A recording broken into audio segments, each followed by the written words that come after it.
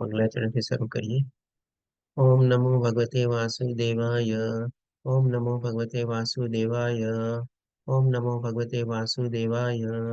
ઓમ અજ્ઞાનતિમિરાન્ધસ્ય જ્ઞાનંજનશલાકયા ચક્ષુરુન્મિલિतं येन તસ્मै શ્રી ગુરુવે નમઃ. શ્રી ચૈતન્ય મનોભીષ્ટં સ્થાપિतं येन ભૂતલે સ્વયં રૂપં કદા મह्यं દદાતિ સપદાન્તિકम्. वन्देऽहं श्रीगुरु श्रीयुतपदकमलं श्रीगुरून् वैष्णवानं च श्रीरूपं साग्रजातं सहगणरघुनाथान्वितं तं सजीवं साद्वैतं सावधूतं परिजनसहितं श्रीकृष्णचैतन्यदेवं श्रीराधाकृष्णपादान् सहगणललिता श्रीविशाखान्विताश्च हे कृष्ण करुणा सिन्धु दीनबन्धु जगत्पते गोपेश गोपिकान्त राधाकान्त नमस्तुते तप्त काञ्चन गौराङ्गी श्रीराधे वृन्दावनेश्वरी वृषभानुसुते देवी प्रणमामि हरिप्रिये वाञ्छाकल्पतरुभ्यश्च कृपा सिन्धुभ्येव च पतितानां पावनेभ्यो वैष्णवेभ्यो नमो नमः.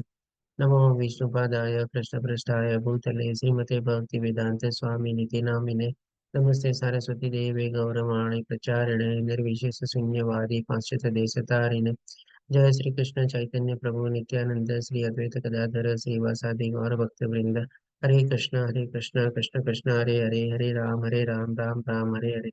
शिला प्रभुपाद की जय. श्री राधा गोविंद प्रणाम. हरे कृष्ण सर्वे ने.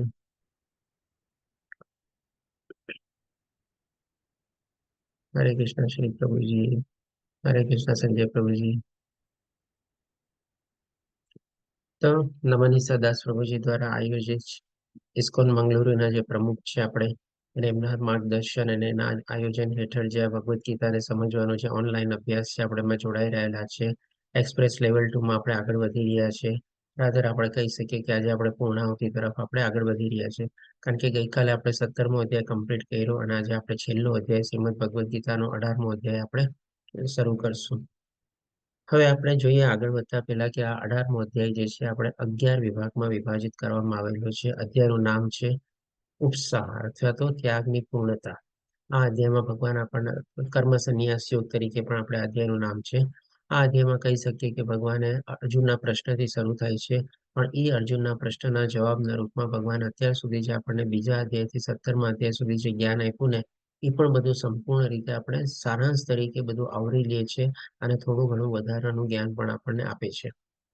તો આ અધ્યાય આપણે ટોટલ 11 ભાગમાં વિભાજિત કરેલો છે અને ટોટલ સૌથી લાંબો અધ્યાય છે. 78 શ્લોક છે. બીજો અધ્યાય અને 18મો અધ્યાય સૌથી વધારે લાંબા છે. બીજા અધ્યાયમાં 72 શ્લોક છે અને 18મા અધ્યાયમાં 78 શ્લોક છે. આપણે તો આ અધ્યાય આપણે 78 શ્લોકના સંદર્ભમાં જો નોર્મલી આપણે 2 દિવસમાં કમ્પ્લીટ કરીએ છીએ એક્સપ્રેસ લેવલ 2માં તો એ રીતે પણ જોવા જઈએ તો 39 શ્લોકની એવરેજ આપણે એક દિવસમાં કમ્પ્લીટ કરવા પડે.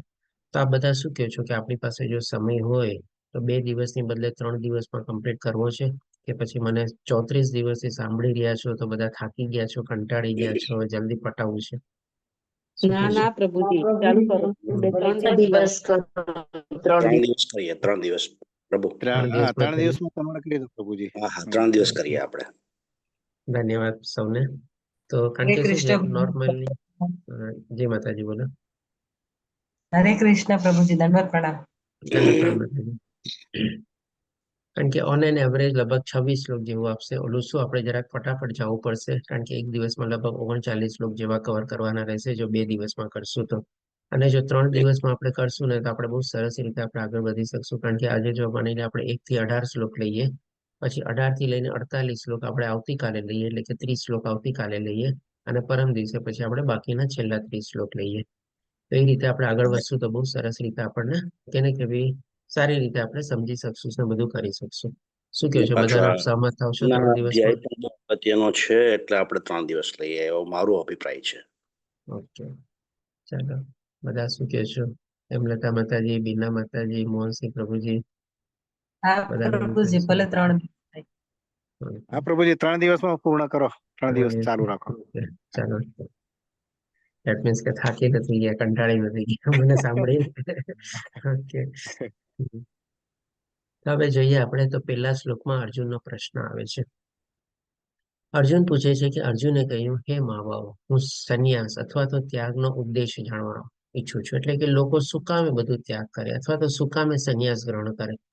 અને હે કેશુસૂદન, હે ઋષિકેશ, એ હું ત્યાગમય જીવન અથવા તો સંન્યાસ આશ્રમ વિશે પણ જાણવા ઈચ્છું છું. એટલે કે જે લોકોનું આવું જેણે બધું છોડી દીધું છે, ત્યાગ કરી દીધો છે, અથવા તો એક સંન્યાસી જેવું પોતે જીવન જીવે છે, તો એની જીવન શૈલી કેવી હોય છે, કેવા પ્રકારનું જીવન જીવી રહ્યું હોય છે. આ એક અર્જુનનો પ્રશ્ન છે. આમ રીતે કહી શકીએ તો અર્જુનનો જે પ્રશ્ન છે ને ઘુમાવી ફરાવીને જયારે ત્રીજો અધ્યાય શરૂ થાય છે ત્યારે પણ અર્જુન પ્રશ્ન પૂછે છે. પાંચમા અધ્યાયના સંદર્ભમાં પણ પહેલા અર્જુન પ્રશ્ન પૂછે છે. કારણ કે અર્જુનને શું હતું કે ભાઈ ગમે તે રીતે આપણે જો યુદ્ધને ટાળી શકીએ તો સારું. કારણ કે હવે અત્યારે જયારે ભગવાને બધું જ્ઞાન આપી દીધું ત્યારે અર્જુનને પૂરેપૂરી સમજણ આવી ગઈ કે ના ભાઈ હવે આપણે યુદ્ધ તો ટાળી શકાય એવું નથી, યુદ્ધ તો આપણે કરવું જ પડશે. તો પછી જે લોકો આવી રીતે ત્યાગમય અથવા તો સંન્યાસ લઈને જે જીવન જીવતા હોય છે એનો ઉદ્દેશ શું હોય છે અથવા તો એ કેવી પ્રકારનું જીવન જીવે છે એ જાણવાની એની ઈચ્છા થઈ છે. અને આ શ્લોકમાં અર્જુન જે આપણને છે ને ભગવાન શ્રી કૃષ્ણને ત્રણ આપણે કહીએ ને કે ઉદ્દેશથી સમજે બોલાવે છે સંબોધન કરીને. પેલા શું કે છે, હે કેશિનુસૂદન. કેશિનુસૂદન એટલે કે કેસી નામનો દૈત્ય હતો જેણે ઘોડાનું શરીર ધારણ કરીને ઘણા ઉપદ્રવ મચાવ્યા હતા. અને ભગવાન શ્રી કૃષ્ણ છે આ કેસી નામના અસુરનો પણ આપણે વધ કરે છે, એટલે એને કેશિનુસૂદન કહેવામાં આવે છે. અને ઋષિકેશ, ઋષિકેશ એટલે શું કે ભાઈ તમને ખ્યાલ હોય તો આપણે જયારે પેલો જ અધ્યાય જયારે આપણે શરૂ કર્યો હતો ત્યારે અર્જુન જે અલગ અલગ નામના સંદર્ભમાં ભગવાનને સંબોધે છે એનો આપણે મિનિંગ પણ જાણ્યો હતો. કોઈને યાદ છે ઋષિકેશનો મતલબ શું છે? ઇન્દ્રિયોના સ્વામી. બરાબર, ધન્યવાદ અક્ષય પ્રભુજી. ઇન્દ્રિયોના સ્વામી એટલે કે ભાઈ જેણે બધી ઇન્દ્રિયો પર જીત મેળવેલી છે અથવા તો બધી ઇન્દ્રિયો એના નિયંત્રણ હેઠળ કાર્ય કરે છે. આપણે બધા લોકો શું છીએ, આપણે ઇન્દ્રિયો અથવા તો ઇન્દ્રિયોના ઘોડાઓ જેમ આપણને નચાવે છે એ પ્રમાણે આપણે નાચીએ છીએ. પણ જેણે આવી રીતે ઇન્દ્રિયો, ઇન્દ્રિયોના વિષયો એના ઉપર કાબુ મેળવેલો હોય એને આપણે ઇન્દ્રિયનો સ્વામી તરીકે કહેવાય, એટલે એ ઋષિકેશ કહેવામાં આવે છે. તો એટલે કે આ બે નામથી ભગવાન શ્રી કૃષ્ણને અર્જુન સંબોધે છે કારણ કે એના મનમાં પણ હજી આવા પ્રશ્નો લાગે છે કે ભાઈ લોકો શું કામ સંન્યાસ લેતા હોય, કેવી રીતે એને ઇન્દ્રિયોને જીતે લીધેલું હોય ત્યારે જ જઈને ત્યાગમય જીવન જીવતા હોય, એટલે ઋષિકેશ કરીને સંબોધે છે. અને આવા જેમ આપણા મનમાં જે કે ને કે ભાઈ સવાલો ઉઠતા હોય એટલે કે મનમાં એક જાતના ઉપદ્રવ મચાવતા હોય તો એ ઉપદ્રવને પણ નાશ કરવા માટે જેમ ભગવાને કેશિનુસૂદનનો વધ કરેલો હતો, તો આવા બધા પ્રશ્નો અથવા તો આવા બધા જે આપણને કહે ને કે કિંતુ પરંતુ અથવા વિડંબણાઓ જે મનમાં ઉદ્ભવતી હોય એનો પણ નાશ કરવા માટે ભગવાનને કેશિનુસૂદન કરીને સંબોધે છે. હવે આજે છે આપણે આ કલયુગમાં પણ છે ને આપણા મનમાં આ પ્રશ્ન બહુ કોમન છે. અર્જુનનો આ જે પ્રશ્ન છે ને આપણા વતી જ છે એકચ્યુઅલી. આપણને પણ આ બધું જ્ઞાન મેળવીને ઘણી વાર એમ થાય કે ચાલો આ બધું તો આ સંસાર મિથ્યા છે, કાંઈ લઈને નથી જવાનું, શું કામ આટલી મહેનત કરીએ છીએ, બધું છોડી છાડીને વયા જઈએ તમારે, ચાલો છોડો ઘર બાર અને ચલો હરિદ્વાર. એટલે કે આપણને પણ આવી ક્યારેક ક્યારેક ઈચ્છા થાય કે ચાલો આ બધું મારે હવે સંન્યાસ લઈ લેવો છે. આ જયારે આપણું આધ્યાત્મિક અને આટલું સરસ મજાનું દિવ્ય જ્ઞાન આપણે સંપૂર્ણ રીતે સમજી લઈએ ત્યારે પણ એ જ શું સાચો સંન્યાસ છે આપણે? ભગવાન તમને ખ્યાલ હોય તો ત્રીજા અધ્યાયમાં પણ સંન્યાસીની આપણને ડેફિનેશન આપે છે કે જેણે કર્મફળનો નતો પોતે તિરસ્કાર નથી કરતો અને કર્મફળને ભગવાનને દ્વારા સ્વીકારેલું આપેલું એ પ્રમાણે સમજીને નિત્ય કર્મમાં પ્રવૃત્ત થયેલો રહે છે અને સાથે સાથે ભક્તિ એડ કરે છે, એને ભગવાન કહે છે નિત્ય સંન્યાસી સમજવો જોઈએ. તો ભગવાન પણ આવો કન્ફ્યુઝન જે છે અત્યારે આપણા મનમાં ઉદ્ભવે છે એવું ટાઈપનું કન્ફ્યુઝન કહે ને કે એ વખતમાં પણ બધું હતું. કોઈ લોકો કે ચાલો બધા કર્મો છોડી દે, કોઈ લોકો કે ના અમુક પ્રકારના કર્મો છોડો, કોઈ લોકો કે ના બધા ભૌતિક કર્મો છે આવી રીતે બધા દોષો રહેલા હોય એટલે એને છોડી દે. તો ભગવાન અહીંયા પણ છે ને પોતાનો મત જણાવવા પહેલા એ વખતમાં પણ જે બધા મંતવ્યો પ્રવૃત્ત થયેલા હતા એ પહેલા બતાવે છે જવાબના રૂપમાં. તો ભગવાન બીજા શ્લોકમાં કહે છે, પૂર્ણ પુરુષોત્તમ પરમેશ્વર બોલ્યા, ભૌતિક ઈચ્છા આધારિત કાર્યોનો પરિત્યાગને વિદ્વાનો સંન્યાસ કહે છે. એટલે એક એવા પ્રકારનું જૂથ હતું અથવા એવા પ્રકારની વિચારધારણા હતી કે લોકો એમ સમજતા હતા કે ભાઈ જેટલા પણ ભૌતિક કર્મો છે, હરે કૃષ્ણ વૈષ્ણવતાજી, જેટલા કર્મ બધા ભૌતિક કર્મો છે અથવા તો સકામ ઈચ્છાથી પ્રેરાયેલા જે બધા કર્મો છે એ બધા ભૌતિક કર્મો ગણાય અને એને બધાને છોડી દેવાના. એટલે કે આ બધું છોડી છાડીને આપણે ચલો હરિદ્વાર, એટલે કે એ રીતે આપણે સંન્યાસ લેવાનો એક ટાઈપનો એવો મત હતો. હજી ભગવાન બીજા ટાઈપનો મત બતાવે છે. તો ભગવાન કહે છે સર્વ કર્મના ફળને ત્યાગને બુદ્ધિશાળી લોકો ત્યાગ કહે છે. એટલે કે ભાઈ ના કર્મ છોડવાનું નથી પણ કર્મના ફળનો આપણે ત્યાગ કરવાનો છે. એટલે કે ભાઈ નિષ્કામ ભાવે કર્મ કરવાનો છે. હરે કૃષ્ણ કૃપાવતાજી. એટલે કે બીજા પ્રકારના લોકો આવી રીતે વિચારતા હતા કે ભાઈ કર્મ છોડવાથી નથી થવાનું, પણ જો નિષ્કામ ભાવે આપણે કર્મ કરીએ તો એ જ આપણો સાચો ત્યાગ છે અને એ જ આપણું સંન્યાસમય જીવન છે. હજી ભગવાન ત્રીજા પ્રકારની વિચારધારણા વિશે પણ બતાવે છે. તો ભગવાન પછીના ત્રીજા શ્લોકમાં કહે છે કે કેટલાક વિદ્વાનો જણાવે છે કે સર્વ પ્રકારના સકામ કર્મોને દોષપૂર્ણ ગણી ત્યજવા જોઈએ. એટલે કે ભાઈ બધા કાર્યોમાં કંઈક ને કંઈક દોષ રહેલો છે. ઇવન આ અધ્યાયમાં ભગવાન પોતે પણ આપણને કહેશે કે બધા કાર્યોમાં કંઈક ને કંઈક દોષ તો રહેલો જ છે. તો શું આપણે બધા એવી રીતે છોડી દેવાના? આજે આપણે ત્યારે ખાઈએ છીએ, શ્વાસ લઈએ છીએ, કેટલાય જીવ જીવાણુ બધા આપણા શ્વાસમાં જતા હોય, પગે ચાલતા હોય, કેટલા લોકો આપણે નાના નાના જીવ જીવાણુ આપણને દેખાતા હોય, મરી જતા હોય. તો આ બધું પણ તો આપણે પાપ કર્મ કર્યા કહેવાય ને, એમાં પણ તો આપણો દોષ રહેલો છે ને. તો શું આપણે ખાવાનું છોડી દેવાનું, શ્વાસ લેવાનું છોડી દેવાનું, ચાલવાનું છોડી દેવાનું? એમ તો નથી હોતું ને આપણે. એટલે કે એ લોકોની એવી વિચારધારણા હતી કે ભાઈ બધા સકામ કર્મોમાં કંઈક ને કંઈક દોષ રહેલો છે, એટલે કે બધાને ત્યજવા, બધા છોડી દેવા તમારે. આવા પ્રકારની વિચારધારણા હતી. અને હજી એક ચોથા પ્રકારની વિચારધારણા પણ ભગવાન બતાવે છે કે છતાં અન્ય વિદ્વાનો માને છે કે યજ્ઞ, દાન તથા તપસ્યાના કર્મો કદાપી ત્યજવા ન જોઈએ. એટલે કે આમાં કેને કે એક્સેપ્શન લાવે છે કે ના ભાઈ બધા કર્મો તો છોડી જ દેવા, બરાબર છે, ભૌતિક કર્મો, પણ એમાં જે યજ્ઞ, તપ અને દાન છે ને એ છોડવાનું જોઈએ. એટલે કે 4 પ્રકારના મંતવ્ય આપણે જાણ્યા. હવે ભગવાન છે ને પોતાનું મંતવ્ય બતાવે છે. તો ભગવાન પોતાના મંતવ્યના સંદર્ભમાં આપણને ચોથા શ્લોકમાં કહે છે કે હે ભરતશ્રેષ્ઠ, હવે ત્યાગ વિશે મારો નિર્ણય સાંભળ. હે નરશાર્દુલ, શાસ્ત્રોમાં ત્યાગ 3 પ્રકારનો કહેવામાં આવેલો છે. એટલે કે ભાઈ ભગવાન હવે પોતાનું મંતવ્ય બતાવે છે અને એના સંદર્ભમાં આપણને એ પણ કહે છે કે ભાઈ આ જે ત્યાગ આપણે કેવી ભાવના, કેવી ઈચ્છાથી, કેવી મનસ્થિતિમાં આપણે કરીએ છીએ, એના ઉપર ડિપેન્ડ કરે છે કે ભાઈ તમારો ત્યાગ કેવા પ્રકારનો છે. કયા 3 પ્રકારનો ભગવાન આપણને બતાવશે? તો કે ભાઈ સતોગુણી, રજોગુણી અને તમોગુણી ત્યાગ વિશે આપણને ભગવાન બતાવશે. તો આના સંદર્ભમાં ભગવાન આગળ વધતા આપણને કહે છે કે યજ્ઞ, દાન તથા તપના કાર્યનો કદાપી ત્યાગ કરવો ન જોઈએ. એટલે કે જે ચોથો પ્રકારનો જે અભિપ્રાય, ઓપિનિયન હતો ને, એના સંદર્ભમાં ભગવાન પણ એની સાથે સહમત થાય છે. ભગવાન કહે છે કે ભાઈ યજ્ઞ, દાન અને તપ એવા પ્રકારના કર્મો છે કે જેનાથી આપણે ક્યારેય આપણે ત્યજવા ન જોઈએ. એ હંમેશા આપણે કરવા જોઈએ. અને આ કેવી ભાવનાથી કરવા જોઈએ એ પણ પછી ભગવાન એના પરિણામ રૂપે બતાવે છે કે ભાઈ તે અવશ્ય કરવા જોઈએ. અને ખરેખર યજ્ઞ, દાન તથા તપ મહાત્માઓને પણ શુદ્ધ કરે છે. એટલે કે જે મોટા મોટા સંત પુરુષો, મહાત્માઓ થઈ ગયા, જેને બધી સિદ્ધિ પામેલી છે અને ભગવાનને પ્રાપ્ત કરેલા છે, એ લોકોએ પણ યજ્ઞ, દાન અને તપ કરેલા જ છે તમારે. એના વગર કોઈ ભગવાનને પ્રાપ્ત કરી જ ન શકે. તો અહીંયા જે પ્રમાણે પિક્ચર આપેલો છે એ શેના સંદર્ભમાં છે? તો કે ભાઈ આ દક્ષ મહારાજે જ્યારે યજ્ઞ આરંભ હતો ત્યારે એના સંદર્ભમાં ફોટો છે. અને શિવજીને આમંત્રિત નહોતા કર્યા અને પાર્વતી માતા પોતે હઠ કરીને પોતાના પિતા દક્ષના દીકરી હતા પાર્વતી માતા, અને એ યજ્ઞમાં જાય છે. અને ત્યારે આપણે એ પાર્વતી માતાના એ અવતારમાં નામ હતું સતી તરીકે. એટલે કે જાય છે યજ્ઞમાં અને એને જ્યારે એમના શિવજીનું અપમાન થયેલું જોવે છે ત્યારે પોતે ત્યાં અગ્નિમાં ભસ્મ થઈને બળી જાય છે અને પોતાનું શરીર ત્યાગ કરે છે. એટલે પછી આપણે શિવના જે બધા કહે ને કે પાર્ષદો બધા આવે છે તમારે, અને એ બધા યજ્ઞનો ધ્વંસ કરી નાખે છે. પણ સાથે સાથે પછી કોઈ પણ યજ્ઞ જ્યારે થતો હોય એ આપણે સંપન્ન કરવો જરૂરી હોય છે. એટલે ફરીથી પછી એ દક્ષના માથા ઉપર આપણે બકરાનું માથું ચડાવવામાં આવે છે અને ગમે તેમ કરીને યજ્ઞ સંપન્ન કરવામાં આવે છે. કારણ કે યજ્ઞ આપણે એકવાર આરંભેલો હોય એ આપણે જો કહીએ તો એનો ધ્વંસ કરીએ અથવા એના કોઈ હાનિ પહોંચાડીએ તો એ પણ એક જાતનું કુકર્મ કહેવાય. અને એને સંપન્ન કરવો જરૂરી કહેવાય છે. એટલે કે જે શિવજીના ગણોએ બધું આવી રીતે હાનિ પહોંચાડી હતી અને યજ્ઞનો ધ્વંસ કર્યો હતો, એને પણ એ લોકો પછી ગમે તે રીતે કરીને સંપન્ન કરે છે. એટલે કે ભાઈ આ રીતે ભગવાન બતાવે છે કે ભાઈ મહાત્માઓને પણ શુદ્ધ કરે છે. હવે પછી ભગવાન આપણને આગળ બતાવે છે કે આ બધા કાર્યો, એટલે કયા પ્રકારના કાર્યો? તો કે ભાઈ યજ્ઞ, તપ અને દાન કોઈ પણ પ્રકારની આસક્તિ કે ફળની આશા રાખ્યા વગર કરવા જોઈએ. અહીંયા ભગવાન આપણને નિષ્કામ ભાવ વિશે બતાવે છે. અને આ અધ્યાય આપણે એક રીતે કહી શકીએ કે જેમ પહેલા કીધું ને કે બીજા અધ્યાયથી લઈને 17મા અધ્યાય સુધીમાં ભગવાને જે બધું આપણને જ્ઞાન આપ્યું, ભગવાને આપણને કર્મયોગ વિશે બતાવ્યું 3જા અને 5મા અધ્યાયમાં.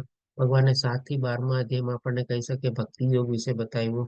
પછી ભગવાન આપણને 13 થી લઈને 17મા અધ્યાયમાં બધું જ્ઞાન યોગ વિશે બતાવે છે. 6ઠા અધ્યાયમાં ભગવાન આપણને હઠ યોગ વિશે પણ બતાવ્યું.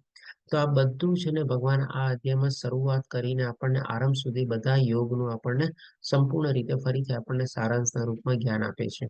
આપણે જેમ આના સંદર્ભમાં સમજી શકીએ દાખલા દ્વારા, માની લો આપણે ફ્લાઇટમાં જર્ની કરવી હોય આપણે, તો સૌથી પહેલા ફ્લાઇટ શું હોય? રનવે ઉપર દોડે ને તમારે સ્ટાર્ટ થયા પછી.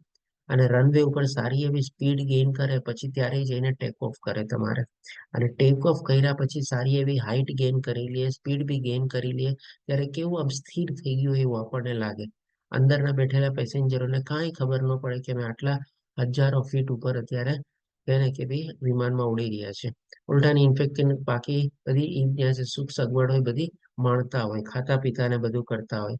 તો ભગવાન એવી જ રીતે સૌથી પહેલા આપણને રનવે ઉપર દોડાવે છે, એટલે કે પહેલા આપણને કર્મયોગ વિશે બતાવે છે. પછી ભગવાન ટેક ઓફ કરે છે ફ્લાઇટને, એટલે કે ભગવાન આપણને સારી એવી હાઈટ સુધી લઈ જાય છે. ત્યારે આપણને ભગવાન આપણને ભક્તિ યોગ અને પછી આપણને જ્ઞાન યોગ સમજાવે છે. અને અંતે ભગવાન આપણને જયારે ફ્લાઇટ આપણે લેન્ડ કરતું હોય તેવી જ રીતે ભગવાન પણ આપણને આ અધ્યાયમાં જ આપણને વૈકુંઠ ધામ સુધી આપણને લઈ જાય છે, અથવા તો વૈકુંઠ ધામ ભગવાન આપણને કે ને કે ભાઈ એની આપણને અનુભૂતિ કરાવે છે. એ ટાઈપનું આપણને ભગવાન બતાવે છે. તો સરસ રીતે પેલા ભગવાન આપણને કર્મયોગ બતાવે છે, પછી આપણને જ્ઞાન યોગ બતાવે છે, પછી ભક્તિ યોગ બતાવે છે, પછી ભગવાન આપણને પોતાના એને કે વૈકુંઠ ધામના પણ આપણને દર્શન કરાવે છે. અને અંતમાં પછી ભગવાન આપણે આ અધ્યાયનું સમાપન કરે છે. એટલે કે એવી સરસ રીતે ભગવાને આ 18મા અધ્યાયમાં બધું જ્ઞાન સારાંશના રૂપમાં ફરીથી આપણને આપે છે. તો એ જ રીતે ભગવાન અહીંયા આપણને જેમ કે નિષ્કામ કર્મની શરૂઆત કરે છે. આપણે કહે ને કે ભાઈ ફ્લાઇટના એન્જિન સ્ટાર્ટ થાય છે. આપણે ભગવાન કહે છે કે ભાઈ કોઈ પણ કાર્ય આપણે કરીએ એમાં આપણે કર્મફળની આશા રાખ્યા વગર કરવું જોઈએ. હે પૃથા પુત્ર, આ કર્તવ્ય કર્મ સમજીને આપણે કરવા જોઈએ. આ જ મારો અંતિમ મત છે. એટલે કે ભગવાને પોતાનો અભિપ્રાય બતાવી દીધો કે બધા કર્મો છોડવાની જરૂર નથી. ઇનફેક્ટ યજ્ઞ, દાન અને તપ કરવા જોઈએ. અને બાકી બધા પણ કર્મો જે આપણે કરતા હોઈએ એમાં પણ આપણે કર્મફળની આશા વગર આપણે કર્મ કરવાનું અથવા તો નિષ્કામ ભાવે કર્મ કરવાનું. તો આ ભગવાન આપણને પોતાના અંતિમ મત તરીકે બતાવે છે. હવે પછી ભગવાન આપણને આગળના શ્લોકમાં બતાવશે કે ભાઈ આ કર્મ, જેમ ભગવાને કીધું ને કે 3 પ્રકારના ત્યાગ હોય છે. તો માની લો આપણે આવી રીતે કર્મ કરતા હોઈએ, નિષ્કામ ભાવે કર્મ કરતા હોય, એના પણ ભગવાન આપણને 3 ભાગમાં વિભાજિત કરીને બતાવે છે. તો પહેલા કહે છે કે નિર્દિષ્ટ કર્તવ્યને કદાપી ત્યજવા ના જોઈએ. અહીંયા નિર્દિષ્ટ કર્તવ્યનો મતલબ શું? કે ભાઈ આપણા જે પ્રમાણે સ્વભાવ હોય, આપણો જે પ્રમાણે ગુણ હોય, આપણી જે પ્રમાણે આપણી લાયકાત હોય, એ પ્રમાણે આપણે જે કર્મમાં પ્રવૃત્ત થયેલા હોઈએ આપણે એ કર્મ જે છે કોઈ આપણે ત્યજવા ન જોઈએ. તમને ખ્યાલ હોય તો આપણે જયારે 3જો અને 5મો અધ્યાય કર્મયોગ લેતા હતા ત્યારે આપણે કર્મને 3 ભાગમાં વિભાજિત કરેલા હતા. કોણ કહેશે કે આ પ્રકારના 3 કર્મ? કર્મ, અકર્મ અને વિકર્મ. કર્મ, અકર્મ અને વિકર્મ. પ્રકાર. બરાબર. અને હજી એક બીજું પણ આપણે વિભાજન આપણે સમજાતા. એ કયા સંદર્ભમાં આપણે લીધેલું હતું? કોઈને યાદ છે? અહીંયા નિર્દિષ્ટ કર્તવ્યના સંદર્ભ ના, આ તો એક વિભાજન છે, બરાબર છે. તો ભગવાન આપણને બતાવે છે કે ભાઈ કર્મની આટીગોટી બહુ ગહન છે. આપણે ભલભલા લોકો પણ એમાં થાપ ખાઈ જાય છે. એટલા માટે હું તને કર્મ, અકર્મ અને વિકર્મ વિશે સમજાવીશ. પણ એની પહેલા આપણે જયારે 3જો અધ્યાય લીધેલો હતો, જે અમલતા માતાજી શું કહે છે? નિષ્કામ કર્મ, નિષ્કામ કર્મ, બરાબર છે. હજી 3 ભાગ્યો આપણે કયા સંદર્ભમાં આપણે લીધેલું હતું? એટલે ભગવાનને અર્પણ કરવાના જે બી કાર્ય કરીએ. બરાબર છે. તો આપણે એની પાછળની ભાવના આવી ગઈ તમારે. ભૂલી ગયા બધા? અહીંયા જો એના જવાબ પણ અહીંયા આપેલા છે તમારે. થોડુંક તમે યાદ કરો. ભગવાન આપણને શું કહે છે કે ભાઈ આપણા શરીરના નિર્વાહ માટે પણ આપણે કર્મ કરવા પડે છે. એ કયા પ્રકારના કર્મ કહેવાય? અકર્મ, યાદ આવ્યું? હા, નિત્ય કર્મ, નિત્ય કર્મ.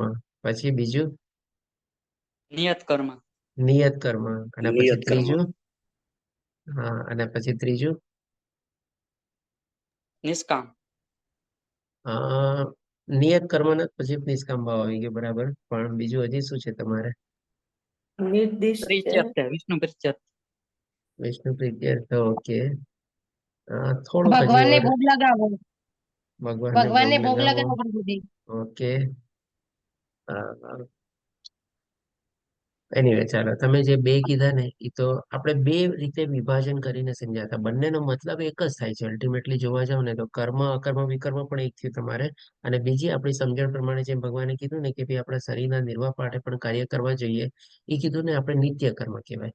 અને જેમ મેં અહીંયા કીધું ને કે ભાઈ આપણને આપણા ગુણ, લાયકાત, કાબિલિયત, સ્વભાવ પ્રમાણે જે આપણે કર્મમાં પ્રવૃત્ત થયેલા હોઈએ, જે આપણે પ્રમાણે આપણે આજીવિકાને બધું રડતા હોઈએ, એ આપણું નિયત કર્મ થઈ ગયું તમારે. અને ત્રીજું પ્રકારનું કર્મ શું છે, આપણે એના સંદર્ભમાં પણ તમે અકર્મ તરીકે લઈ શકો કે ભાઈ ભગવાનની સેવા કરવી અને ભગવાનની ભક્તિ કરવી, અથવા તો ભગવાનના આપણે દાસ છીએ તો ભગવાનનો આપણે હુકમ માનવાનો, એ પણ એક આપણું કહે ને કે અકર્મ રૂપે છે. અને આ રીતે ત્રણ કર્મના આપણે કર્મના વિભાજિત સમજાતા, અને બીજું જે તમે કહો છો કર્મ, અકર્મ અને વિકર્મ, એ પણ છે જ આપણે. તો હવે આના સંદર્ભમાં આપણે સમજીએ, કારણ કે જો આ સમજ પેટા પ્રકાર એવી રીતે છે ને કે ભાઈ ઘણા લોકો એમ સમજતા હોય ને કે ભાઈ હું તો મારું સારી ભાવનાથી કર્મ કરું છું, બધું એકદમ કોઈનું ખોટું કરતો નથી ને બધું તમારે, તો એ કર્મ છે ને સંપૂર્ણ કર્મ નથી. આપણે એ પણ કે ભાઈ ચાલો હું પણ નિષ્કામ ભાવે કર્મ કરું છું, બરાબર છે. પણ જેમ ભગવાને આપણને ત્યાગની પરિભાષામાં શું બતાવ્યું હતું કે સાથે ભગવાનની ભક્તિ એડ કરતો હોય તો એ નિત્ય સંન્યાસી જાણવો જોઈએ. તો એ ભગવાનની ભક્તિ કરવી અકર્મ થઈ ગઈ. ઘણા લોકો આજની તારીખમાં આપણને માનતા હોય કે ભાઈ મને તો હજી એ બધું તો પટતું નથી, મારી પાસે એનો સમય નથી, મને બધું સમજાતું નથી, હું મારું કર્મ કરું છું ને બસ, દિવસ રાત મહેનત કરું છું ને તમારે બસ. પણ એ શેના માટે ભાઈ તું મહેનત કરેસ? તારા પોતાના જ માટે આમ તો કરેસ ને. પછી ભલે કે ભાઈ હું તો નિષ્કામ કર્મ કરું છું, મને કઈ ફળમાં આશા નથી. તો ભાઈ ઠીક છે, તે નિષ્કામ કર્મ કર્યું, પણ આની આગળની ગતિ શું? તું ક્યાંથી આવ્યો છો, કોનો અંશ છો, એ તો તું જાણ. અને એના સંદર્ભમાં તારી પેલી ડ્યુટી શું છે? આજે માની લો, આને સમજવા માટે એક આપણે દાખલો લઈએ. માની લો એક પતિ પત્નીના લગ્ન થયા, બે જણના લગ્ન થયા તમારે, કે ભાઈ હું મારી પત્નીની બધી જરૂરિયાત પૂરી કરું છું, તમારે એને જે જોતું હોય એને લાવી આપું છું, એને જે જોવે જે માગણી કરે બધું કરે તમારે, એ પ્રમાણે મારી પત્નીને સરસ રીતે રાખું છું તમારે. પણ એના સિવાય બી તો પત્નીની બીજી કોઈ જરૂરિયાત હોય કે નહીં? ભાઈ પતિ પત્ની તરીકે તમે જોડાયેલા છો, સંસારને આગળ વધારવાનો છે, તો એ પણ એક તમારી ફરજ છે ને. એટલે કે એવી જ રીતે આપણે પણ ભગવાન સાથે જોડાયેલા છે, ભગવાનના આપણે દાસ છીએ, તો એવા દાસત્વ તરીકે પણ ભગવાનની સેવા અને ભક્તિ કરવી પણ તો આપણી ફરજ છે ને. ભગવાને આપણને બધી સુખ સુવિધા આપી દીધી, તો આપણે ખાલી એમ જ રચ્યા પચ્યા રહીએ તો નિષ્કામ ભાવે કર્મ કરીને વાત પૂરી? કે ભાઈ ચાલો મેં તો મારી પત્નીને ઘરે લઈ આવી દીધી, એની બધી જરૂરિયાત પૂરી કરું છું, એની ઈચ્છા પૂરી કરું છું, ખાવા પીવા આપું છું, બધું કરું છું, પણ આગળ શું? આ જ રીતે ભગવાન આપણને અહીંયા કહી છે કે ભાઈ એક તો નિર્દિષ્ટ કર્તવ્યોને આપણે કદાપી ત્યજવા ન જોઈએ. આપણે જે કાંઈ પણ આપણે કાર્યમાં આપણા સ્વધર્મના રૂપમાં, અને બીજું આપણે નિયત કર્મને આપણા સ્વધર્મ તરીકે પણ આપણે લઈ શકીએ. આપણા સ્વધર્મ તરીકે આપણે જે કાર્યમાં પ્રવૃત્ત થયેલા હોય ક્યારેય આપણે છોડવાનો જોઈએ.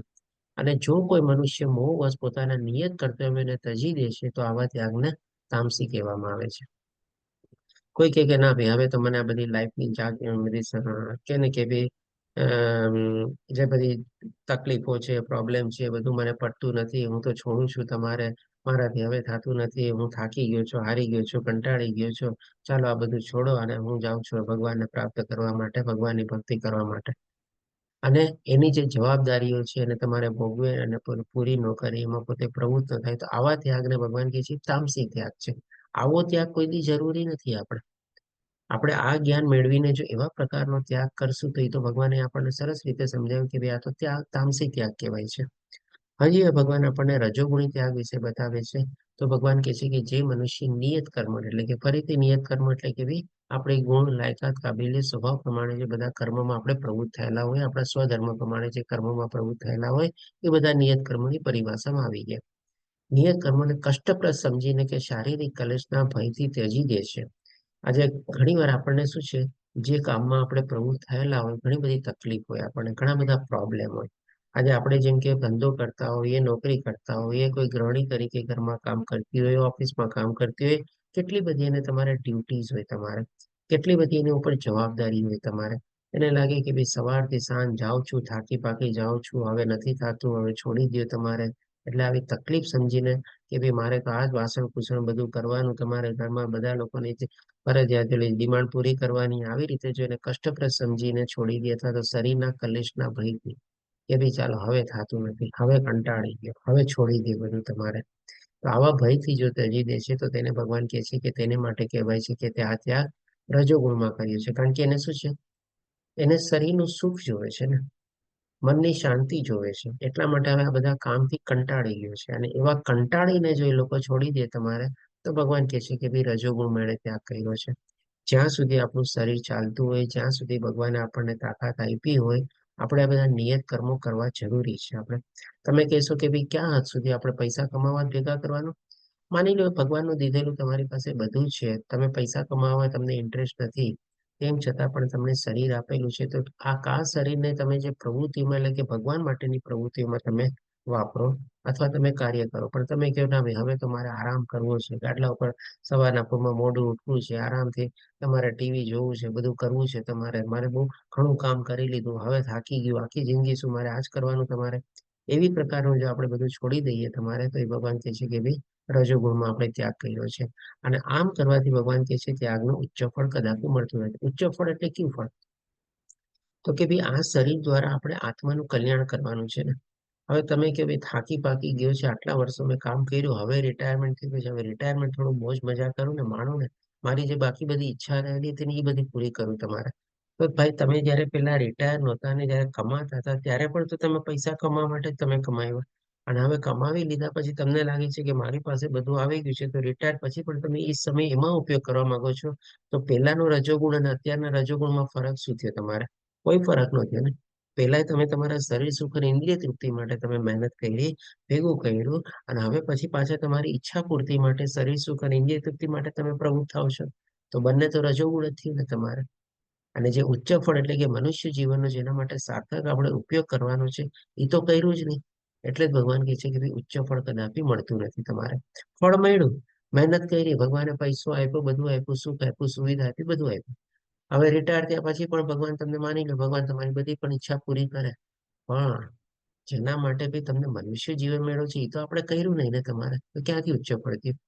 ઘણા લોકો તમે જુઓ આખી જિંદગી છે ને આવી રીતે આમ જ વહી જાય છે. સરસ મજાના એક તો મા બાપના કુટુંબમાં કે ને કે જન્મ પ્રાપ્ત થયો હોય, ભણી ગણીને મોટો થાય, નાનપણથી બધું સુખ ને બધું જોયું હોય, ભગવાનની કૃપાથી ચાલો સારી ડિગ્રી મેળવી, છોકરી મેળવી કે ધંધો મેળવ્યો, એમાં જ પોતે પોતાનું જીવન માંડ્યું, સરસાર માંડ્યું, બધું થયું તમારે, સરસ મજાની બધું ગયું. હવે રિટાયર થયા તમારે, રિટાયર થયા પછી થોડી ઘણી વર્લ્ડ ટૂર કરે, આ કરે તે કરે, એવી રીતે બધા શોખ પોતાના પૂરા કરે, અને મૃત્યુ ક્યારે આવીને ઉભું રહ્યું ખબર જ ન પડી તમારે, વયો ગયો તમારે.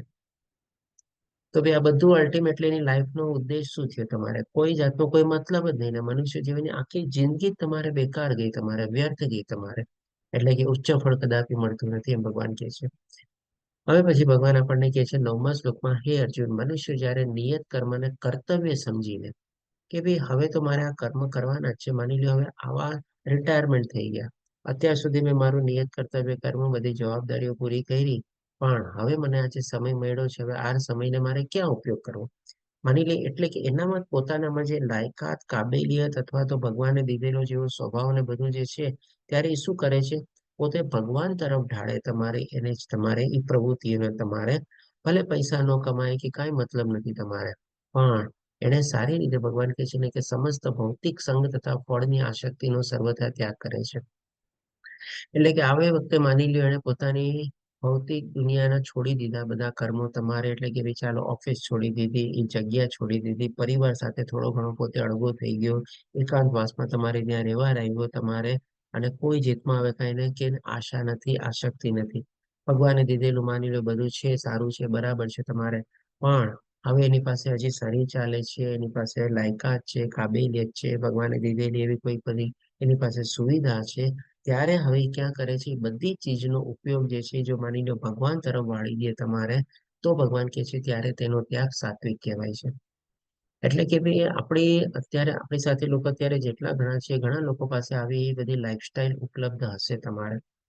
દીકરાઓ પણ સારા કમાતા હોય, ધમાતા હોય, આપણને સારી રીતે રાખતા હોય, પણ આપણું પણ શરીર ચાલતું હોય, હાથ પગ ચાલતા હોય, આપણે અત્યાર સુધી જે બધું કર્યું તમારે, પણ હવે જયારે અવસર આપણને મળેલો છે, ત્યારે હવે એ બાકીની જિંદગી આપણે કેવી રીતે વિતાવવાની?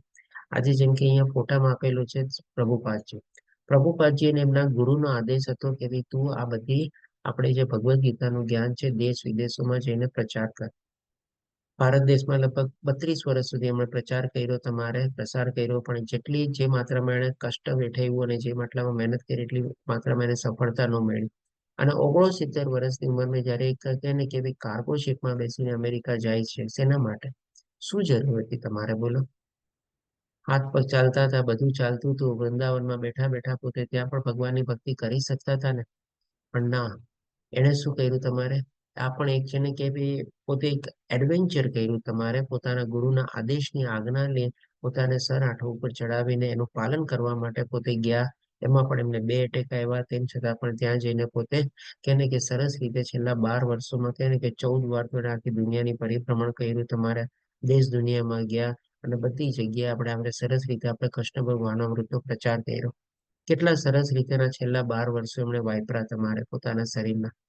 મરતે દમ સુધી આપણે કહીએ ને કે જ્યાં સુધી હોસ્પિટલના બેડ ઉપર હતા, ડોક્ટરો કહેતા હતા કે ભાઈ આનો ક્યાંથી આવી રીતે આ બધું કરે છે, કારણ કે ત્યારે પણ એ ભાગવતમનું આપણે કહે ને કે ભાઈ અનુવાદ ને બધામાં પોતે પ્રવૃત્ત હતા.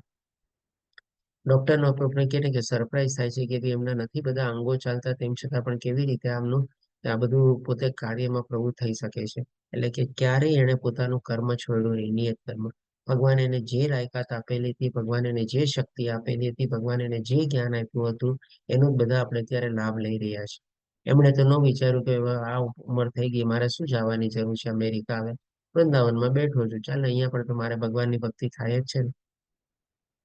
તો આવી જ રીતે આપણે પણ આપણી જિંદગીમાં જયારે ઘણી વાર આપણને આવો સમય મળતો હોય અને આવી રીતે બધું છોડી છાડીને આસક્તિ અથવા વિરક્તિ અને આપણે વૈરાગ્ય કેળવી લઈએ અને ભગવાન તરફથી વાળી લઈએ, જે કંઈ પણ આપણી પાસે સુખ સુવિધા સગવડ આવડત લાયકાત કાબેલિયત સ્વભાવ જે પ્રમાણે હોય, તો એ ભગવાન કહે છે સાત્વિક ત્યાગ કહેવાય છે.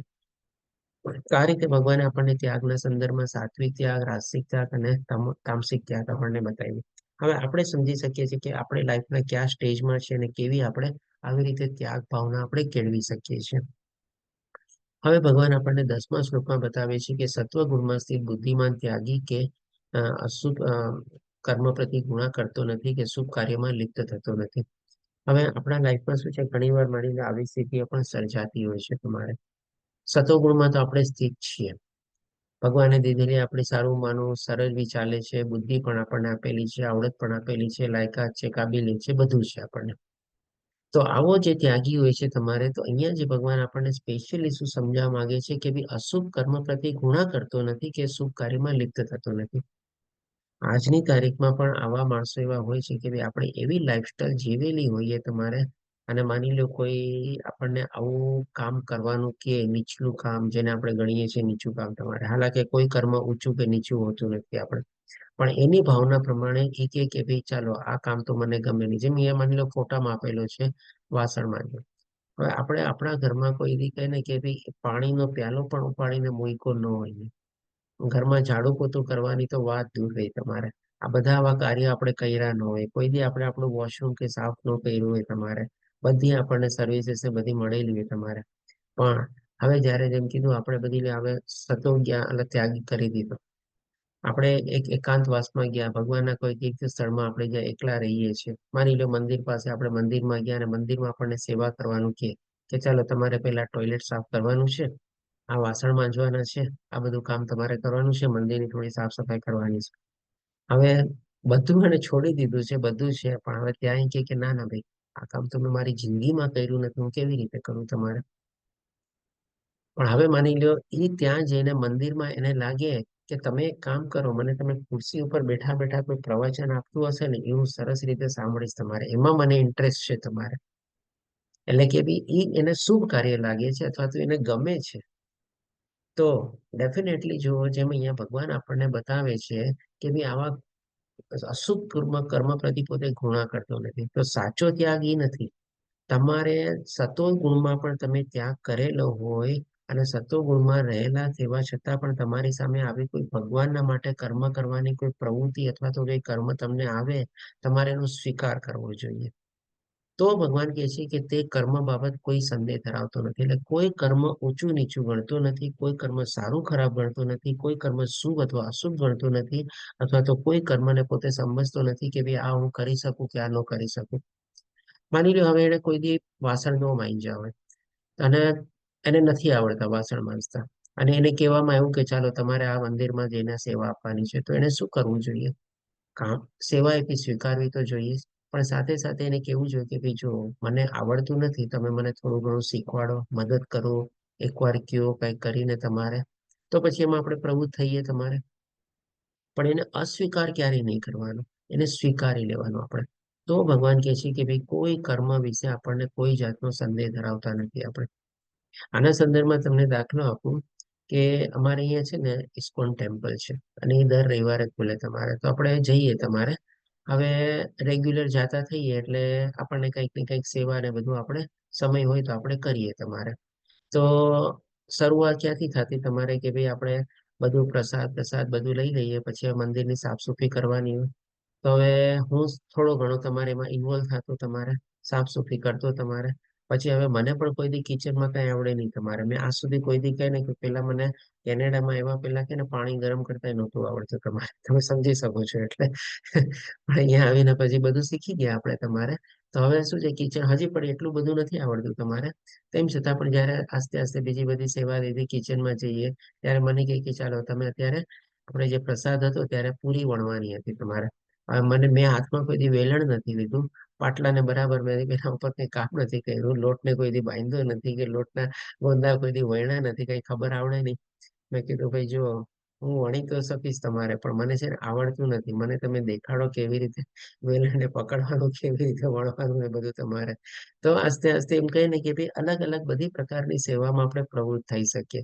એટલે કે કહેવાનો તાત્પર્ય એ છે કે ભાઈ આપણે આવા કોઈ પણ આપણે કર્મમાં છે ને આપણે એને શુભ લાભ કે ઊંચું નીચું કે સારું ખરાબ ન સમજીને જયારે આપણે પ્રવૃત્ત થઈએ તો ભગવાન કહે છે કે બધા કર્મ બાબત કોઈ સંદેહ ધરાવતો નથી. કર્મ કર્મ જ છે તમારે. ઇવન અહીંયા તમે જોજો આપણે આપણા દેશમાં શું છે, આપણા ઓફિસમાં જે ઓલા મેટર આવતા હોય તમારે, સ્વીપર આવતા હોય તમારે, અથવા તો વોશરૂમ ધોવાને બધાને આપણે કામ કરવા આવતા હોય તમારે, એને આપણે કેવી નજરે જોતા હોઈએ છીએ તમારે. પણ આપણે કહીએ ને કે ભાઈ આ બધા વેસ્ટર્ન કન્ટ્રીઝમાં એમાં શું છે, એ લોકોને પણ છે ને એટલા માન આદર સન્માન આપણે બોલાવે તમારે. ઉષા માતાજી શું કે છે, કઈ નેટવર્ક નથી આવતું? ઉષા માતાજી નથી આવતું, કઈ પ્રોબ્લેમ છે? હરે કૃષ્ણ પ્રભુજી, આટલી ઘડામાં લીવ થવો પડે એમાં અવાજ જ નતો આવતો, પછી બીજા ઓહ, ફોનમાં કનેક્ટ અચ્છા કર્યું. અચ્છા ઓકે, ઠીક છે. કે ભાઈ આવા બધા દેશમાં શું છે, આપણે એવા સ્વીપર અથવા જે હોય ને તમારે એને પણ એટલા આદર માન સન્માનથી બોલાવે. ઇવન ઓલા જે માલિક હોય ને, ઓલો જેવો એન્ટર થાય ને તમારે એને પોતે માલિક એને ગુડ મોર્નિંગ કે શું છે કેમ છે તમારે ખબર પૂછે. અને એવું કઈ આમ ઓલો કે ને કે ફરક જ નહીં તમારે. એ પણ એટલું જ કામ કરે છે જરૂરી, કારણ કે એના વગર આપણે પોતે ઓફિસમાં પણ ન રહી શકીએ. આજે માની લો 2 દિવસ સ્વીપર આપણો ન આવે, 2 દિવસ આપણા વોશરૂમ સાફ ન થાય તમારે, ત્રીજે દિવસે તમે ઓફિસમાં પણ બેસી ન શકો. તો પછી આ બધાની પર તો આપણને જરૂર છે જ ને. આપણે એને પણ એનું કામ કરે છે, એને પણ એટલું જ ઇમ્પોર્ટન્સ મળવું જોઈએ. હવે પછી ભગવાન આપણને 11મા શ્લોકમાં બતાવે છે કે ખરેખર કોઈ પણ દેહધારી માટે સર્વ કર્મનો ત્યાગ કરવો શક્ય છે. આ જ ચીજ તો ભગવાન આપણને ત્રીજા અધ્યાયમાં બી બતાવી હતી કે ભાઈ શરીરના નિર્વાહ માટે પણ આપણે આજીવન કર્મ તો કરવું જ પડશે. એવી જ રીતે આપણે પણ જ્યાં સુધી આ શરીર ધારણ કરેલું છે, કોઈ બધા કર્મનો આપણે ત્યાગ કરી જ ન શકીએ. જેમ આપણે એ પ્રમાણે ટાઈમમાં બધા અલગ અલગ મંતવ્યો હતા ને કે ભાઈ બધા ભૌતિક કાર્યોમાં દોષ છે, બધા છોડી દો તમારે, બધાનો પરિત્યાગ કરી દો અને તમે સંન્યાસ લઈ લો. તમારે પોસિબલ જ નથી, તમારે કરી જ ન શકીએ. આપણે બધા જ્યાં સુધી શરીર છે આપણા, કે ને કે શ્વાસ પણ લેવું ખાવું એ પણ એક જાતનું આપણું કર્મ છે. મળમૂત્ર ત્યાગ કરવું એ પણ એક આપણું નિત્ય કર્મ છે. એટલે કે કર્મ તો ત્યાગ આપણે ક્યારેય કરી શકતા જ નથી. પરંતુ જે મનુષ્ય કર્મના ફળનો ત્યાગ કરે છે તે વાસ્તવમાં ત્યાગી કહેવાય છે. ભગવાન અહીંયા ફરીથી આપણને એ જ રિપીટ કરીને બતાવે છે.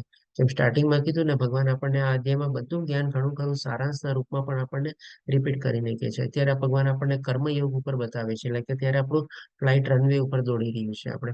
તો આવી જ રીતે જે કાંઈ પણ આપણે કર્મ કરીએ છીએ બધામાં આપણે કર્મફળનો ત્યાગ કરવાનો છે, અથવા તો નિષ્કામ ભાવથી આપણે કર્મ કરવાનું છે.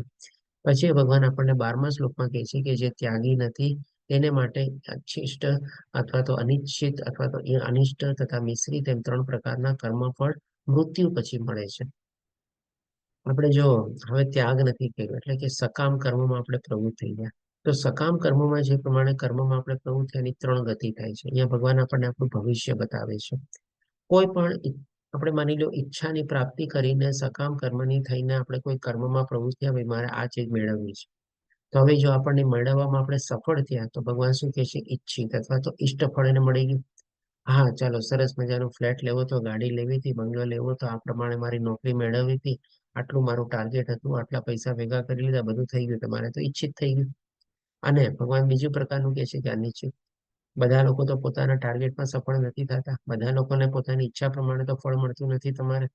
એટલે કે એ લોકોને પોતાની ઈચ્છાથી વિપરીત મળે, ઓછું મળે, મોડું મળે, એ પ્રમાણે મળે તો ભગવાન કહે છે કે અનિશ્ચિત. તથા ત્રીજી કેટેગરી ભગવાન કહે છે કે મિશ્રિત, એટલે કે ભાઈ ઘણા લોકો આજે દાખલો લઈએ કે ભાઈ ચાલો વિચાર્યું હોય કે ભાઈ મારે લેવો છે એક સરસ મજાનો બંગલો, પણ એ બંગલાની બદલે માની લો હવે એને ફ્લેટ મળ્યો તમારે. હવે ફ્લેટની સાથે વિચાર્યું કે ભાઈ એક ગાડી ઇનફ છે, પણ ભગવાને માની લો કૃપા કરીને કે એકની બદલે 2 ગાડી ઇનફ આવી દીધી તમારે. એટલે કે બધું મિક્સિંગ થઈ ગયું ને, કોક ઈચ્છા પૂરી થઈ, કોક ઈચ્છા પૂરી ન થઈ, કોક ધારણા પ્રમાણે થઈ, કોઈક ધારણાથી મોડી થઈ, કોક ધારણાથી વહેલી થઈ ગઈ, કોઈકની આખી વિપરીત ઈચ્છા થઈ. કેટલું બધું આપણી લાઈફમાં આવી બધી ઈચ્છાઓ કેળવીએ છીએ, એટલે કે બધાનું મિશ્રિત ફળ આપણને મળે છે તમારે, એટલે કે મિક્સચર થઈ જાય છે આપણે. તો એમ 3 પ્રકારના ભગવાન કહે છે મૃત્યુ પછી મળે છે. હવે જો આપણે જે કાંઈ પણ કર્મો કર્યા છે, આપણે બધા કર્મથી તો આપણે બંધાઈ ગયા ને. હવે આવી રીતે આપણે સકામ કર્મોમાં પ્રવૃત્ત થયેલા હશું, બંધાયેલા હશું, તો જરૂરી નથી કે બધાના ફળ આપણને આ જન્મમાં જ મળી જાય. કેટલાય કર્મો એવા આપણા હશે જે આપણે કરેલા હશે, આપણને એના ફળ નહીં મળ્યા હશે, આપણને આગલા જન્મમાં મળશે. અને આ જન્મમાં ઘણા કર્મો એવા આપણે કર્યા જ નહીં હશે, પણ આપણે એના ફળ ભોગવતા હોઈએ. તો એ આપણા પૂર્વ જન્મના કરેલા કર્મોના ફળ આપણે ભોગવીએ છીએ. એટલે કે આ બધું જ એક સાયકલની છે. જેમ ભગવાને કીધું ને કે ભાઈ કર્મની આંટીઘૂંટી કોઈ સમજી શકતું નથી, કે આ કર્મનું ફળ ક્યારે મળે છે, કેવી રીતે મળે છે, કેટલું મળે છે, એ આપણા ઉપર નથી. ફળ તો ભગવાનના જ હાથમાં છે. આપણે જો નિષ્કામ ભાવે કર્મ કરીએ તો આપણે એનાથી બંધાતા નથી. સૌથી મોટો બેનિફિટ આપણને આ જ મળે છે. એટલા જ માટે ભગવાન કહે છે પરંતુ જે સંન્યાસી છે તેમને આવા ફળના સુખ દુઃખ ભોગવવા પડતા નથી. એટલે કે ભાઈ આપણે જે આ બધું સુખ અને દુઃખ જે ભોગવીએ છીએ એ શેના કારણે? જો આપણે સકામ કર્મમાં પ્રવૃત્ત થયેલા હોય તો જ આપણને બધા સુખ દુઃખ આપણે ભોગવીએ છીએ. અને જો આવી રીતે આપણે કર્મફળનો ત્યાગ પહેલેથી જ કરેલો હોય, નિષ્કામ કર્મથી આપણે બધા કર્મ કરતા હોઈએ, તો આ બધા સુખ દુઃખ પણ આપણે ભોગવવા પડતા નથી. હવે પછી ભગવાન આપણને બતાવે છે કે હે મહાબાહુ અર્જુન, વેદાંત અનુસાર સર્વ કર્મોની સિદ્ધિ માટે 5 કારણો છે. એટલે કે આ જે બધા કર્મ આપણે કરીએ છીએ અને જો નિષ્કામ ભાવે કર્મ કરીએ તો વાત બરાબર છે, કારણ કે એનાથી આપણે બંધા નથી. પણ હવે આ કર્મ કેવી રીતે થાય છે, કયા કયા પરિબળો છે, અથવા તો શેના કારણે આ કાર્યમાં આપણે પ્રવૃત્ત થઈએ છીએ, અથવા તો કાર્ય પૂર્ણ થાય છે, કેવી રીતે થાય છે, સફળતા મળે છે, નિષ્ફળતા મળે છે, બધું કેવી રીતે થાય છે. તો એ ભગવાન કહે છે કે હવે તું મારી પાસેથી આ વિશે સાંભળ. તો અહીંયા ભગવાન આપણને કોઈ પણ કાર્યમાં પ્રવૃત્ત થવાના સૌથી પહેલા આપણને 5 કારણ બતાવશે, અથવા તો એને સક્સેસફુલ પૂર્ણ કરવા માટે, એટલે કે સિદ્ધિ માટે. કોઈ પણ કાર્યમાં પ્રવૃત્ત થઈએ અને માની લો સારી રીતે આપણે પૂર્ણ કરવું હોય તો એના માટે 5 કારણ ભગવાન જે આપણને બતાવે છે એ જોઈએ. તો ભગવાન કહે છે સૌથી પહેલા કર્મનું સ્થાન, એટલે કે શરીર. બીજું ભગવાન કહે છે કર્તા. ત્રીજું વિભિન્ન ઇન્દ્રિયો અને અનેક પ્રકારના પ્રયાસો. ચોથું અને પાંચમું ભગવાન કહે છે કે અંતે પરમાત્મા 5 કર્મના કારણ છે. હવે આને સમજવા માટે આપણે દાખલો લઈએ, જેમ કે માની લો અત્યારે આપણે ઓનલાઈન ક્લાસમાં અત્યારે બધા બેઠેલા છીએ, આપણે બધા એને આપણે એટેન્ડ કરી રહ્યા છીએ. તો આમાં પણ આપણે સફળતાથી આપણે આગળ વધી રહ્યા છીએ. ઓલમોસ્ટ આપણે 18મા અધ્યાયમાં આપણે પહોંચી ગયા. તો આપણે બધા પોતપોતાના શરીર દ્વારા પોતપોતાના જગ્યાએ આપણે બેઠેલા છીએ. ભલે આપણે ત્યારે ઓનલાઈન ક્લાસ છે તમારે, પણ આપણે બધા હવામાં તો નથી ને. આજે હું પણ એક જગ્યાએ બેઠો હોઈશ, તમે પણ એક જગ્યાએ પોતાના બેઠા છો, અને એ પ્રમાણે આપણું સ્થાન અને શરીર દ્વારા આપણે આમાં પ્રવૃત્ત થયેલા છીએ. બીજું શું છે? કર્તા. કર્તા પણ આપણે કહી શકીએ બંને બાજુ છે. આજે જેમ કે હું તમને મારી સામે સ્લાઇડ આવે છે, વાંચું છું, બોલું છું, મને બુદ્ધિમાં જ્ઞાન જે પ્રાપ્ત થયેલું એને પાછું રિકલેક્ટ કરીને યાદ કરીને તમારી સામે સમજાવવાની કોશિશ કરું છું. એટલે કે હું એક પ્રકારનો કર્તા થઈ ગયો. અને સામે પહેલે પાર તમે પણ કરતા છો, કારણ કે તમારી સામે પણ સ્લાઇડ આવે છે, વાંચો છો, હું જે બોલું છું એ તમે સાંભળો છો, તમારી બુદ્ધિમાં ઉતારવાની કોશિશ કરો છો. આ બધા કાર્ય તમે કરી રહ્યા છો ને, તો તમે પણ કરતા છો ને હું પણ કરતા છું. પછી હવે બધું કરતા થાય છે શેના કારણે? તો ભગવાન કહે છે વિભિન્ન ઇન્દ્રિયો. જેમ કે હું મોઢેથી બોલું છું, આંખેથી જોઉં છું, પછી સાંભળું છું તમારે, વાંચું છું તમારે. આ બધું શું છે? અને તમે કાનેથી સાંભળો છો, તમે પણ આંખેથી વાંચો છો સ્લાઇડ ને બધું. એટલે કે તમે પણ તમારી અલગ અલગ પ્રકારની ઇન્દ્રિયો એમાં ઉપયોગ કરો છો. પછી ચોથા પ્રકારનું ભગવાન કહે છે અનેક પ્રકારના પ્રયાસો. એટલે કે પ્રયાસો એટલે કે એફર્ટ અથવા મહેનત. હવે જેમ કે હું અત્યારે લેપટોપ ખોલીને બેસી જાઉં અને સ્લાઇડ એક એક કરીને આવતી જાય, અને ખાલી તમે પણ શું છે, તમે ગયા બેસી જાઓ તમારે, અને તમારી સામે સ્લાઇડ આવતી જાય, તો એ શું તમને સમજાઈ જાય? તમારે કંઈક એફર્ટ કરવા પડે ને. મારે અત્યારે બોલવાની મહેનત કરવી પડે, તમારે મને જે જ્ઞાન મળ્યું એ બધું મારે યાદ કરવાની મહેનત કરવી પડે, તમારે યાદ કરીને તમને સમજાવવાની કોશિશ કરવી પડે. મારા પ્રત્યે આ બધા એફર્ટ અથવા પ્રયાસ હોય. તમારા તરફથી પ્રયાસ શું હોય? કે ભાઈ સમજવાની કોશિશ કરવાની, વાંચીને તમારે કંઈક એવું નોટ કરવું હોય, કે કંઈક એવા પ્રશ્ન તમારામાં ઉદ્ભવે તમે લખીને રાખો, છેલ્લે મને પૂછો. એટલે કે ટૂંકમાં તમારે પણ કંઈક ને કંઈક મહેનત કરવી પડે છે ને, ઓટોમેટિક તો બધું થતું નથી તમારે. અને છેલ્લે ભગવાન કહે છે કે ભાઈ અંતે પરમાત્મા. તો આ બધું કોના કારણે થયું બધું આપણું?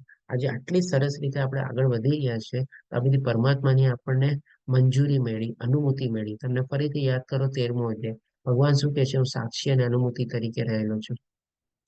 ભગવાનની આપણને પરવાનગી હતી, ભગવાનની આપણને અનુમતિ હતી, તો જ આપણે આટલી સરસ રીતે આપણે આગળ વધી શક્યા ને. એટલે કે આ 5 ચીજ ભગવાન કહે છે કે કર્મના કારણ છે. હવે જો આને બીજા કોઈ દાખલા દ્વારા સમજવું છે, પ્રમાણે ત્યાં પિક્ચર આપેલું છે. માની લો કોઈ આપણે હવે જમીન હોય, એના ઉપર આપણે બહુ મોટી ફેક્ટરી ને બધું બાંધવું છે, તો આપણે એ જમીન જે છે એ જગ્યા થઈ ગઈ, સ્થાન થઈ ગયું તમારે. હવે એમાં પણ બધા કરતા હોય, એન્જિનિયર હોય, તમારે મજદૂરો હોય, બધા કરતા થઈ ગયા.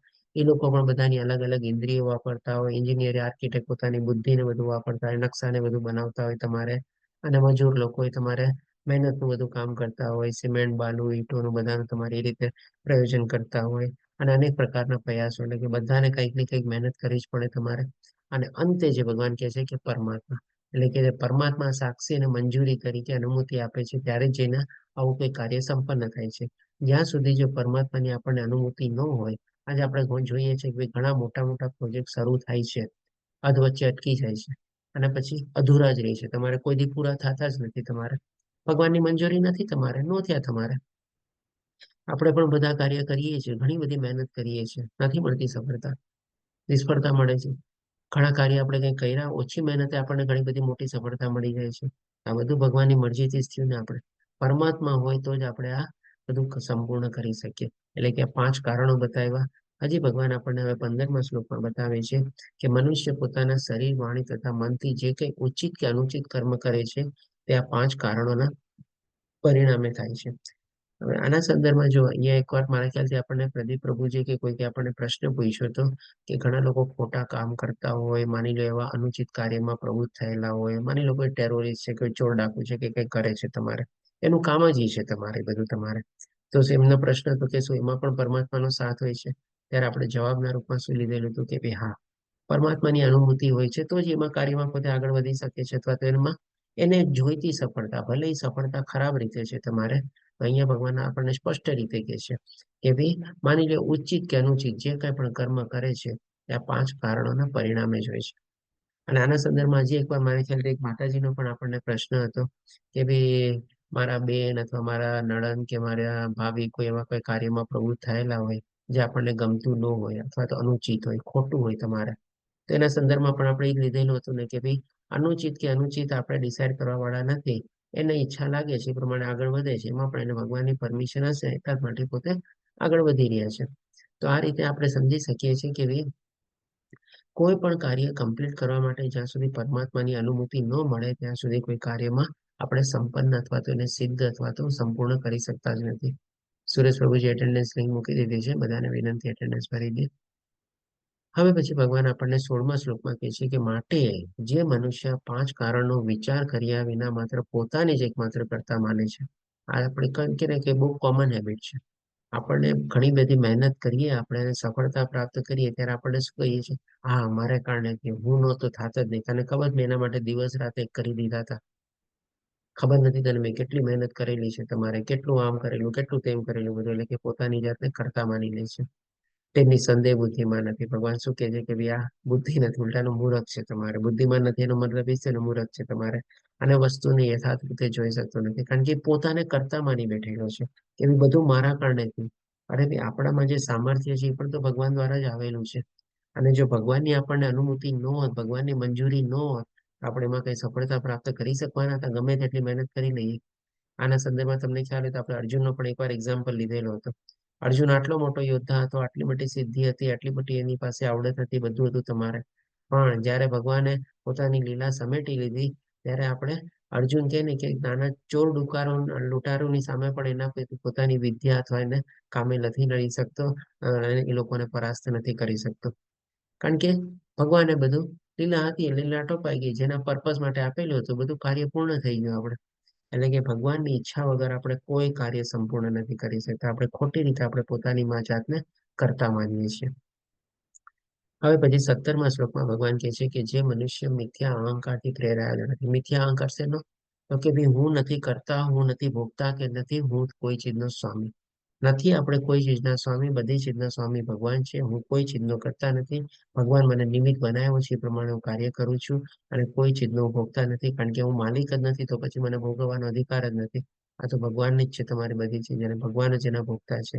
એટલે આવો અહંકારથી આપણે જયારે રહિત હોઈએ ત્યારે આપણે કહી શકીએ કે આ બધો મિથ્યા અહંકાર છે. પોતાને સ્વામી માનવું, પોતાને કર્તા માનવું, પોતાને ભોગતા માનવું, એ આપણો મિથ્યા અહંકાર છે.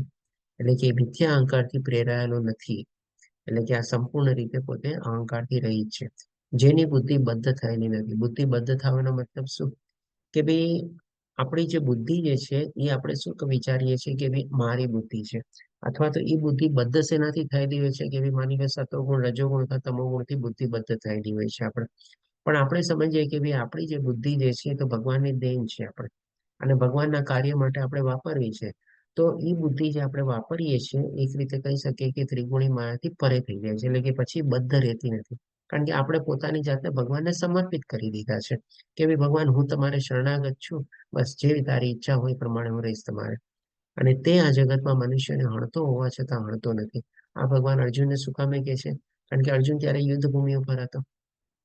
એટલે કે અત્યારે ભગવાન કર્મયોગનું વિશે બતાવે છે જ્ઞાન.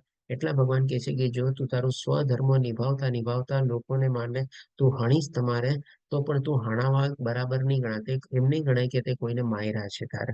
એ સેન્સમાં ભગવાન અત્યારે અર્જુનને આ રીતે સમજાવે છે, કારણ કે કર્મયોગનું ભગવાન અહીંયા જ્ઞાન આપી રહ્યા છે. અને પોતાના કર્મથી તે બંધનયુક્ત અથવા બદ્ધ પણ થતો નથી, કારણ કે એ કર્મ કોના માટે કરે છે? ભગવાનની ઈચ્છા પ્રમાણે કરે છે. ભગવાને જેને કીધું કે ભાઈ ઉભો થા અને યુદ્ધ કર, અને તારે તારો સ્વધર્મ તો નિભાવવો જ પડશે. યુદ્ધ છોડીને તો અત્યારે નહીં જઈ શકતા રે. અને આવે જો ભગવાનની આદેશ પ્રમાણે, ભગવાનના સૂચન પ્રમાણે, ભગવાનના માર્ગ માટે જો પોતે કર્મ કરતો હોય, તો એનો પોતાનો સાથે સાથે સ્વધર્મ નિભાવતો હોય, તો આવા કર્મો જે છે કોઈ દી આપણને બંધન કરતા થતા નથી. એટલા જ માટે તો આપણે કહીએ છીએ ને કે જે કાંઈ પણ આપણે કાર્ય કરીએ, ભગવાનને સાથે રાખીને, ભગવાનને જોડીને આપણે ચાલીએ અને ભગવાનને આપણે અર્પણ કરીએ, તો એવા બધા કર્મો આપણને બંધન કરતા થતા નથી. એ ભગવાન એ બતાવે છે કે બંધન યુક્ત અથવા બંધન બદ્ધ પણ થતો નથી. છે આજના સંદર્ભમાં છેલ્લો શ્લોક આપણે લઈએ તો ભગવાન 18મા શ્લોકમાં કહે છે કે જ્ઞાન, જ્ઞેય તથા જ્ઞાતા આ ત્રણેય કર્મના પ્રેરક બળ છે. હવે જો કોઈ પણ કાર્યને સિદ્ધ કરવાના ભગવાને આપણને કારણ તો બતાવી દીધા, 5 કારણ. ક્યાં કારણ? તો કે ભાઈ શરીર આપણા, પછી આપણે સ્થાન, આપણે શરીર સ્થાન એક જ તરીકે લઈ શકીએ, પછી આપણે કર્તા, પછી આપણી ઇન્દ્રિયો, પછી આપણા પ્રયાસ, અને છેલ્લે પરમાત્મા. આ કોઈ પણ કાર્યના આ બધી પાંચેય ચીજ ભેગી થાય ત્યારે જ એને આપણે કાર્યમાં આપણે સિદ્ધ થઈએ છીએ, અથવા તો સફળ રીતે આપણે પ્રાપ્ત કરીએ છીએ. હવે આપણને પ્રશ્ન ઉભો થાય કે ભાઈ આપણે કોઈ જે કાર્યમાં ઈચ્છા દ્વારા પ્રેરિત થઈએ છીએ, તો એ શેના દ્વારા આપણે પ્રેરિત થઈએ છીએ, અથવા તો એના બધા પાછળના મોટિવેશનલ ફેક્ટર શું છે, અથવા તો પ્રેરક બળ શું છે? તો એ ભગવાન કહે છે કે જ્ઞાન, જ્ઞેય તથા જ્ઞાતા આ 3 કર્મના પ્રેરક બળ છે. હવે આને સમજવા માટે આપણે એક દાખલો લઈએ. માની લો તમને અત્યારે કોઈ પરિવાર સાથે ફરવા જવાની ઈચ્છા છે, અથવા તો કોઈકે તમને કીધું કે ભાઈ ચાલો આ જગ્યા બહુ સારી છે, તમારે ત્યાં જવું જોઈએ અને ગમશે તમને. એટલે કે ભાઈ હવે આપણે શું કરીએ? થોડું ઘણું સંશોધન કરીએ, બધું એના માટે જ્ઞાન પ્રાપ્ત કરવાની કોશિશ કરીએ કે ભાઈ હું જ્યાં રહું છું ત્યાંથી કેટલું દૂર છે, મારે ત્યાં જશું તો ખર્ચો કેટલો આવશે, કેટલા દિવસ લાગશે, ટ્રેનમાં જાઉં, પ્લેનમાં જાઉં. આ બધી આપણે માહિતી લઈએ, ત્યાં જઈને ક્યાં ક્યાં ફરવાની સ્થળ છે, આ બધું આપણે જ્ઞાન ભેગું કરીએ કે નહીં? જ્ઞાન પછી એનું ધ્યેય એટલે કે લક્ષ્ય શું છે?